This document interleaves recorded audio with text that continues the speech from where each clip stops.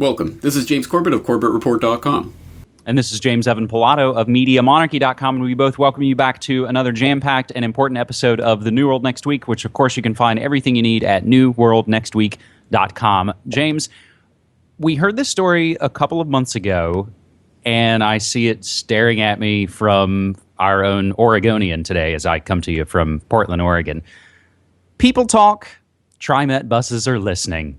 Oregon's largest transit agency has trumpeted the looks, comfort, and fuel efficiency of its 55 new 3000 series buses, which include 4 hybrids. But there's one feature on the new buses that's been kept pretty hush-hush: the onboard microphones. With the new 3000 series, TriMet joins the list of public transit agencies across the country that are quietly installing microphone-enabled surveillance systems on buses, creating worries about warrantless eavesdropping along the way. The new 42-foot vehicles have multiple onboard microphones constantly recording everything from rider conversations to strange mechanical noises, just in case the audio needs to be used in crash investigations, customer complaint reviews, and criminal cases. Quote, audio recording is a capability that came standard with the new buses, said TriMet spokeswoman Mary Fetch. It's not something special we ordered, but we are using it as part of the surveillance system.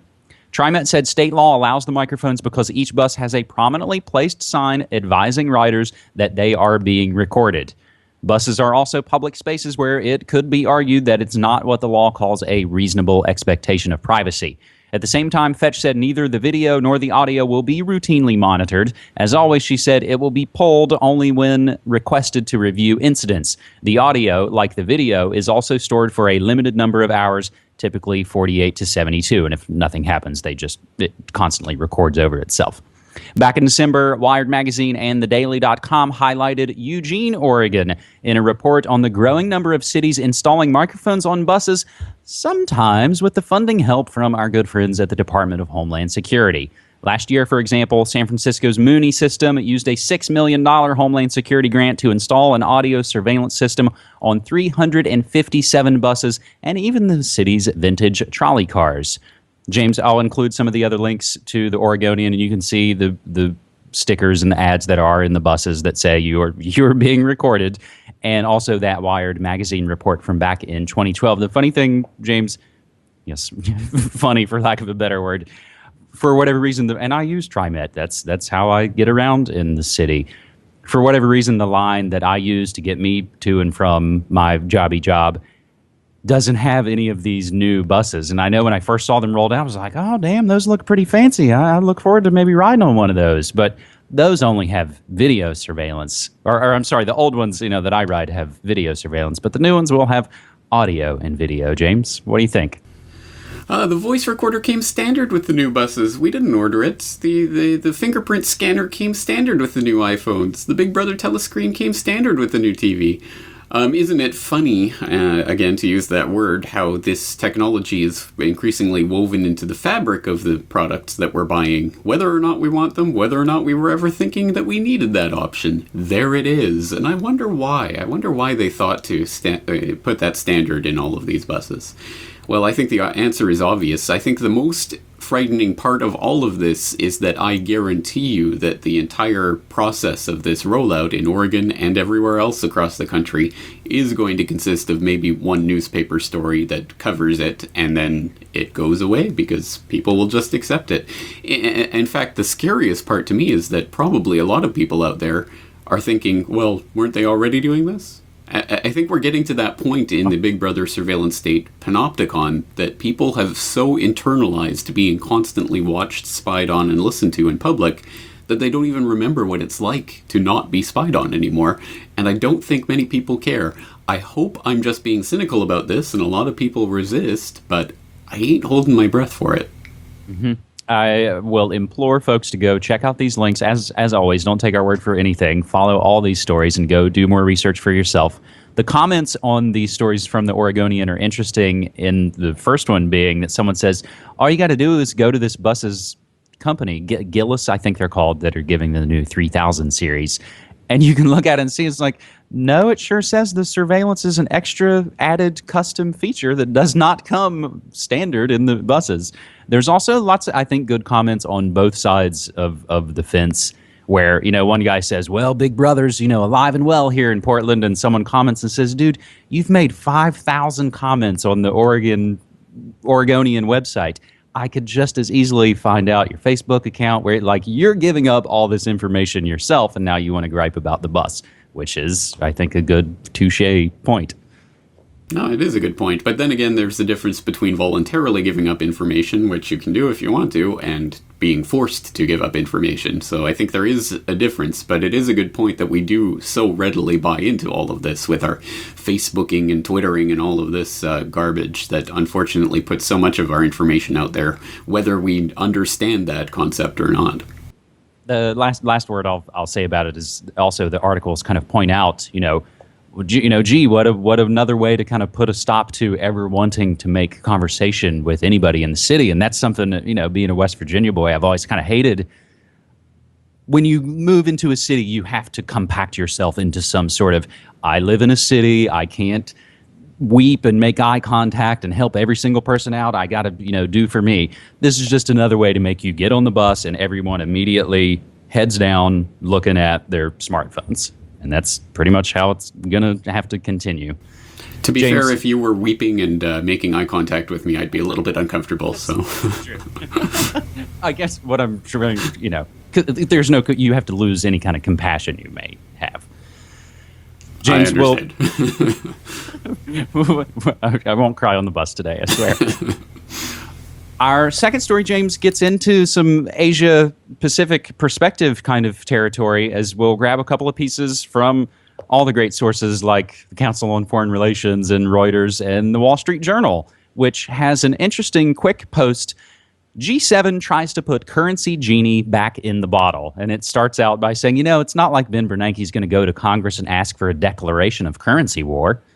The G7 nations, the U.S., the U.K., France, Germany, Italy, Canada, and Japan, issued a joint statement today, that's Wednesday, February 13th, still here in the States, issued a joint statement today in an attempt to diffuse all this talk of a currency war and ahead of a meeting with their counterparts in the wider G20 later this week in Moscow. Quote, we reaffirm that our fiscal and monetary policies have been and will remain oriented towards meeting our respective domestic objectives using domestic instruments and that we will not target exchange rates, end quote, G7 finance ministers and central bank governors said in a statement published by the UK Treasury. This all after the Japanese, under new Prime Minister Shinzo Abe, specifically and repeatedly targeted the yen. And the statement was interpreted by the market as giving a green light to Japan's implicit yen policy. A quick note on that from Reuters. Currencies volatile as investors eye G20. Currency trading was volatile again on Wednesday, February 13th, as concerns about currency wars and the fallout from mixed messages from the G7 put added focus on a meeting of world leaders in Moscow later this week. James, you are in Japan and you know quite a bit more about this currency war. Can you explain it to a dummy like me? Well, basically, the idea is that the more you devalue your currency, the more cheaply you can sell your products to other countries. And the whole process of the currency war is that it is a race to the bottom. Whoever devalues their currency the most and the fastest wins in this game. And any country that doesn't go around trying to devalue their currency actually loses out. And that's the process through which this becomes a type of war that becomes this race to the base. And the funny thing about this is that, this statement by the G7 is not only not worth the paper that it's written on, it's worth even less. It's something they're already violating, the spirit and the letter of this statement, and we see that with Shinzo Abe here in Japan and the policy, the 2% inflation policy, which means they're going to keep printing yen till the cows come home, and hopefully get inflation going. So they say, and it's also exactly what's happening in America with QE3 and QE4 pumping $85 billion a month into the economy via the Fed, and exactly the same process happening in the Eurozone with all of these Eurozone bailouts and the ECB funny money and the EFSF and the ESM and all of these agencies that are creating money for the bailouts. So it is happening right now, and the only countries that will lose out in this are the ones that do not devalue their currency, because that makes it less competitive on the international market, which is exactly why, for example, Venezuela just devalued their currency as well.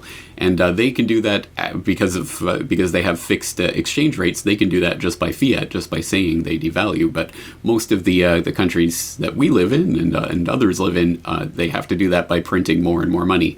That's exactly what's happening. That's not going to change regardless of this statement from the G7. So I guess all we can do is buckle down, strap in, and wait for the ride down. And while we're doing that, of course, we have to get into alternative currencies and start building up the alternative economies that don't have anything to do with this globalist, bankster-created fiat funny money system. That's what I was about to say. To keep using and abusing the word funny, it's funny money. James, again, speaking of Twitter, I add a kind of auto tweet to my Twitter feed at Media Monarchy, where anything and everything video or audio wise that the Council on Foreign Relations puts out, I automatically tweet it out under hashtag listening to the enemy. And they just last night put out a new video called the G20 Prospects and Challenges for Global Governance. So I think that puts it pretty simply, James. Our third and final story, and speaking of the Federal Reserve, I believe they were just hacked recently by Anonymous. Our third and final story we get from the aforementioned Wired. Executive order aims to facilitate sharing of information on threats. President Barry Soetoro signed an executive order on Tuesday, February 12th, designed to make it easier to disseminate classified information on threats against critical infrastructure systems and to lay the groundwork for obtaining information from the private sector that would help the government protect critical infrastructures in the U.S.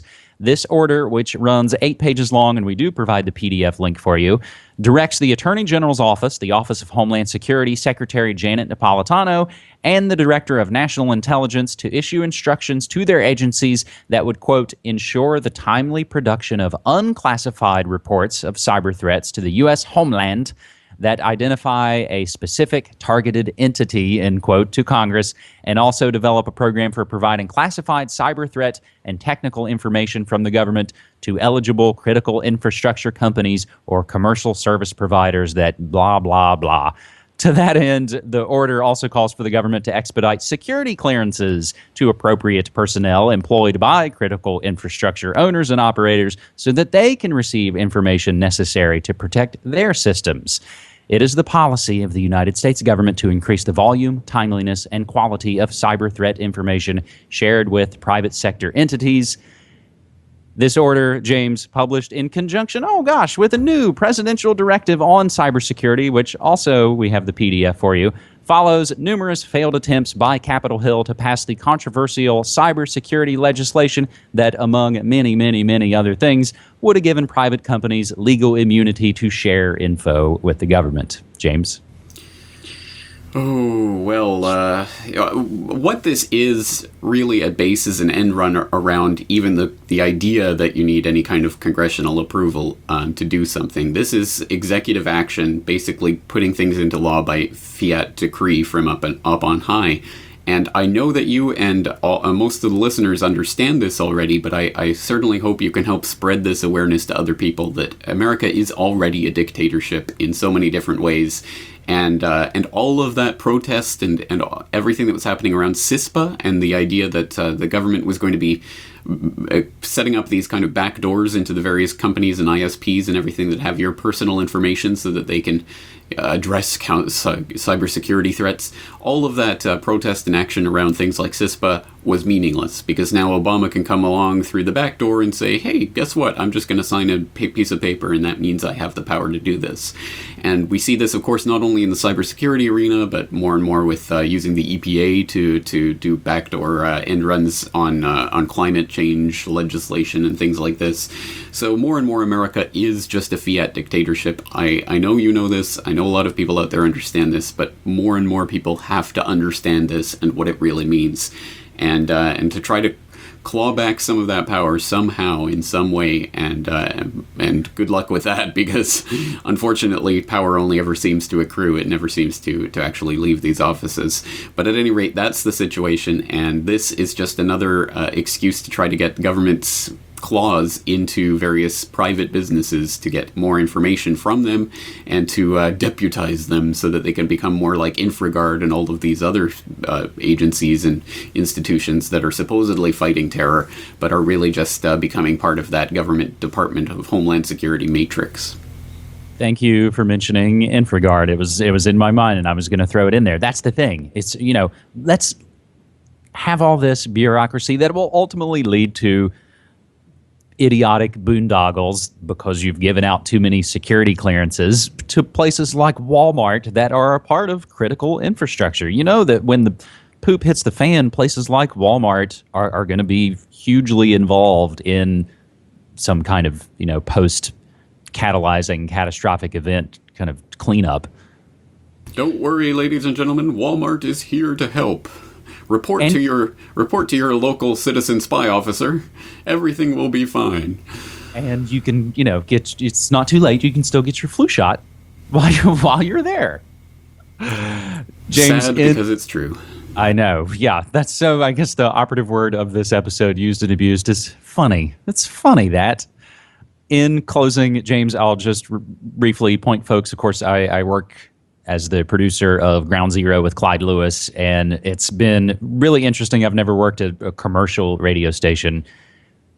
To be there when things such as yesterday kind of go down and you watch these things kind of play out in real time with Christopher, I'm calling him Droner, Christopher Dorner, the LAPD manhunt. It's really interesting to watch all that stuff kind of play out in a newsroom. So I'll point folks to Ground Zero for last night's episode as we kind of went through it as it was kind of happening. And again, we're on the West Coast, so we were, pretty much up to date with all the things going on. We've also gotten into, of course, all the occult media dancing around. And tonight we're going to dive into, of course, the papal announcements. So all your paranormal and parapolitical action over at Ground Zero. That's my other gig. Good stuff. I'm looking forward to hearing about that, because obviously the Pope's exit is extremely interesting, and the timing and everything. Also on Corbett Report notes, I will be having my third part of the Gladio series with Sibylla Edmonds tomorrow, so people can look forward to that coming out on CorbettReport.com this weekend. But that's going to do it for this episode. So James, once again, thank you for your work. Thanks so much, man. Take care.